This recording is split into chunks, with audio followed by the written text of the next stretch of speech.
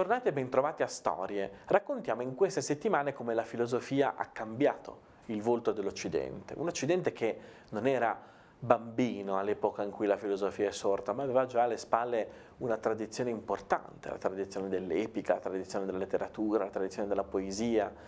Abbiamo visto come la filosofia è divisa in scuole e la principale scuola dell'antichità, la prima scuola dell'antichità filosofica greca, è quella che si snoda attorno a Mileto, nella Ionia. La Ionia è questa regione dell'Asia Minore, la Turchia attuale, la costa mediterranea della Turchia attuale, e attorno a cui si cerca di costruire un mondo che è capace di riflettere sull'uomo in maniera innovativa.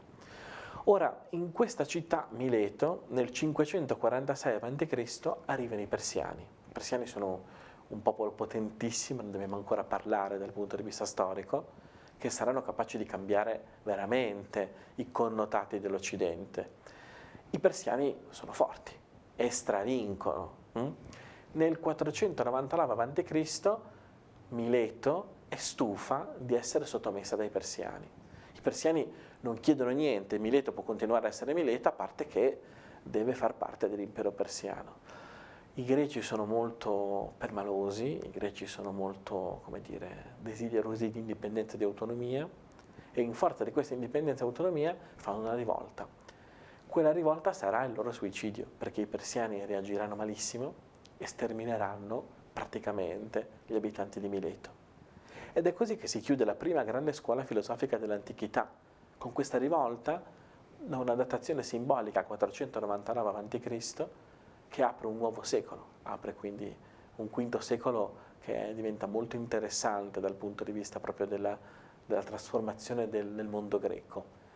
E come in una telecamera, come in un film, la scena che si chiude a Oriente, Mileto viene devastata dai persiani, non si sposta al centro su Atene, che non è ancora matura per prendere in mano le redini della vicenda, ma si sposta a Occidente in Magna Grecia, soprattutto in Calabria, si sposta a Crotone.